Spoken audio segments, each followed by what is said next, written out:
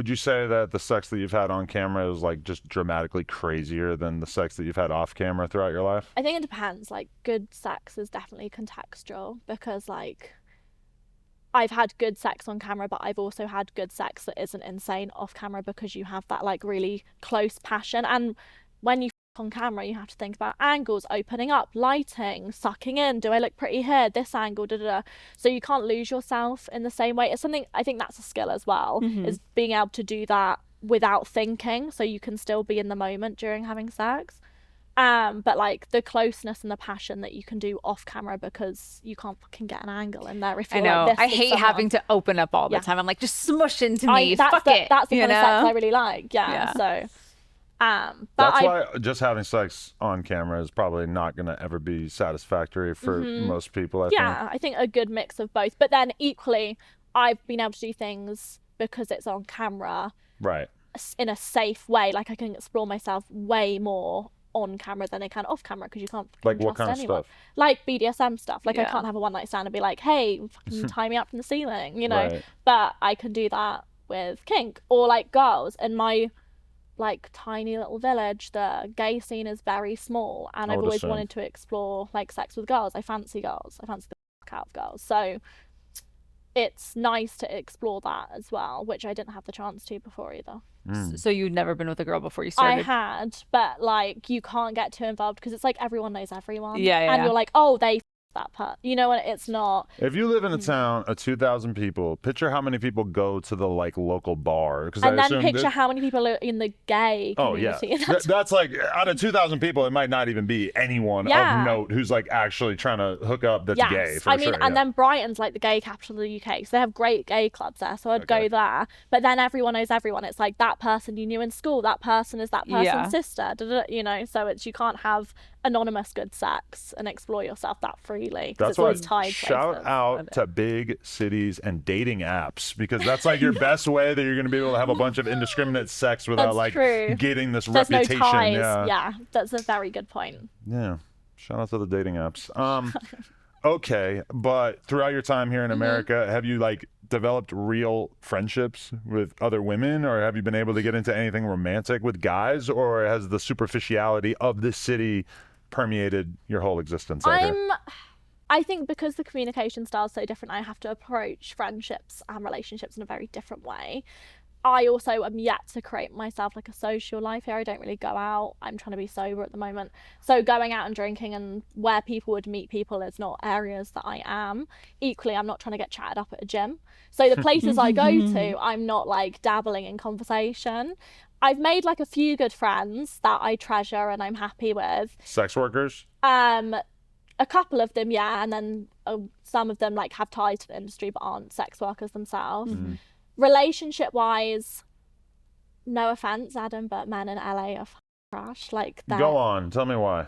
I think it's the culture, like the flakiness is in, like, maybe it's not even their fault and it's subconscious, but the culture is so flaky that they'll make plans and then like ghost or don't show up, or it's like they never made the plans, or they're happy living in a world where they don't need to stand on what their business of what they're doing or Yeah, what they say they're I gonna feel do. like ghosting or flaking has become such a norm that never experienced it nobody this bad feels before. weird about. Like they might make the plans with the intention to flake on them in Yeah, the first yeah, place. it's insane. But it's almost like they feel like, oh, I'm being nice by making the plans.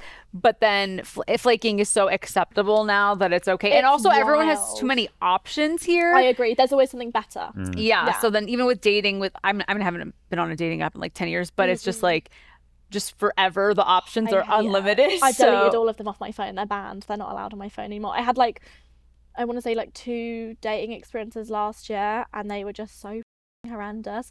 One guy had like clearly an anger issue, was shouting at some poor lady who was trying to reverse park. And I was Wait, like, really? Like right when you meet them? yeah. And I was like, oh, what a great first impression. That's like one of the main, if I ever had like a dating course, that would be one of the rules. It's Like, don't scream at don't women show and any shoot. overt anger at random pedestrians in front of the girl, or even anyone, because it's like you shouldn't like And hit Americans somebody terrified or you have guns here. So Yeah. like that anger can escalate very quickly to most scary of the things. boys you're spending time with probably don't have guns, I would assume. Well, that guy was his job was to carry and conceal in schools. Oh wow. Yeah, and I was like, someone with that has anger issues. Wrong job. Would you date in the industry? No. No. Why have you already decided that? That's banned because like I get on with lots of my co-workers and we have spark and connection, and I'm sure there's lots of them I would happily like spend time with outside of work. But if something goes wrong, there's not that much in the industry.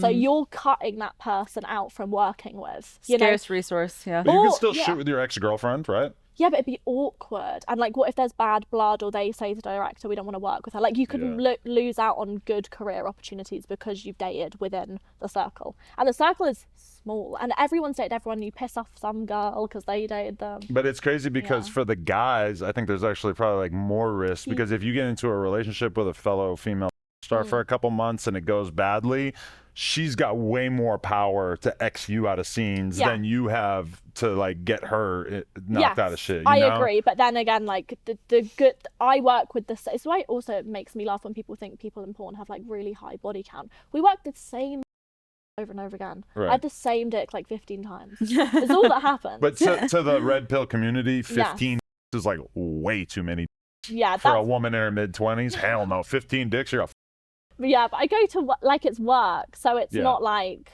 I don't know. I see my personal body count and my professional is different. I know that's not how like the civvy community see it. I but... kept extremely close track of my body count up until the exact moment that we started doing this, and now I have no Well, idea. for you, there's loads of girls in the industry, right?